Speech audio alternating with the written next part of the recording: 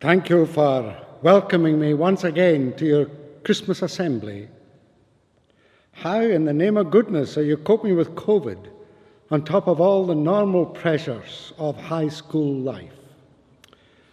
Well, in all our struggles and all our appropriate striving for learning, for success and esteem, human beings will always tell stories.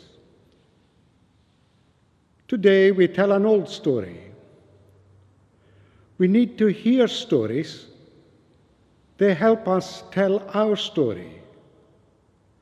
And we need to tell our story. In fact, telling our story is the only thing that matters in life. Your story matters. It is really beautiful and always is beautiful, no matter. Stories are the most effective route to what is the deepest truth. Myths and fairy tales, for example, are true because they open up our hearts to human realities that have always and universally been true, life-giving and life-changing. Did you, for example, have a favorite fairy story as a child? Why was it your favorite?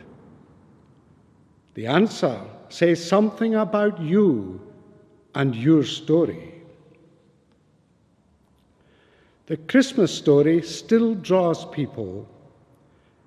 It touches something very deep and somehow exposes something of the longings and vulnerability of the human heart. Just go back to your primary school days and the impact of the nativity plays in which you took part. Surprisingly, the atheistic writer-philosopher, the famous Frenchman Jean-Paul Sartre, many of you may have heard of him. He once, believe it or not, scripted a nativity play in which he put these words on the lips of Mary, the mother of Jesus. This God is my Son. The divine flesh is my flesh. He is made from me. He has my eyes, and the shape of his mouth is the shape of mine. He takes after me. He is God, and he takes after me. No other woman has ever had her God fall to her lot in this way. A small God whom I can take in my arms and cover with kisses. A warm God who breathes and smiles. A God who lives and whom I can touch. The Christian story is of the God who enters our world, and there is no room for him. He is out of place in it. His place is with others for whom there is no room. Those who do not belong, the rejected, the weak, the inadequate. He is alongside the powerless and the poor, those whose life does not feel good. The Christian story is of the God who enters our world, and there is no room for him.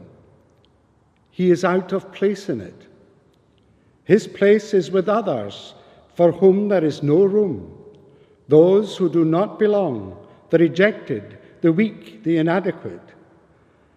He is alongside the powerless and the poor, those whose life does not feel good.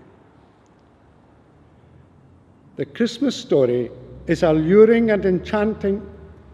It is an invitation to seek God not in the safe world, but on the edge, the bottom, just where we would not expect him to be found. He is not to be found in the nice, conventional world of acceptable expectations, but in the vulnerable and in the messy. The Christmas story is appealing because it gives us confidence to tell our own true stories. In the expectations and pressures that confront us, it releases us to freely expose the true story of the child that is within each of us and always seeks something bigger. Worrying about what other people think can make us afraid and live much smaller lives. The Christmas story reminds us to look for God, or security, or peace, or freedom, or deep truth. The word we use doesn't really matter. To seek God not where we would expect to find him, but deep inside you, in the small, vulnerable child that lives in your hearts and in the heart of every single human being. Absorbing the Christmas story enables us to come alongside the needy and longing child within in such a way that that child is given the courage to tell his or her story. Once the child is given a voice, it tells the only story that really matters, a story that is truly beautiful. It coincides with the Christ child story. May each of you tell your story this Christmas season. And may that story be shared with others. May it bring you and yours, your families and friends, the deepest joy and peace at this blessed time. Happy Christmas.